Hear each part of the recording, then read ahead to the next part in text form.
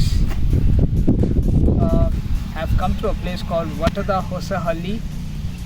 This is close to Chikbalapur, and you can see how beautiful the place is. And for bikers, this is gonna be a treat. The roads are amazing curves, and you will definitely love it. And I enjoyed ride. It was amazing.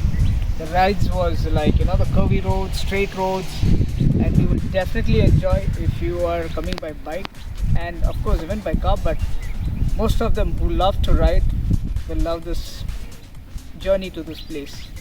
And it hardly takes about an hour and a half from Bangalore. It's really good. About 98 kilometers. I'll put the place location in the description so you can use this map, Google map, to reach this place. Yeah.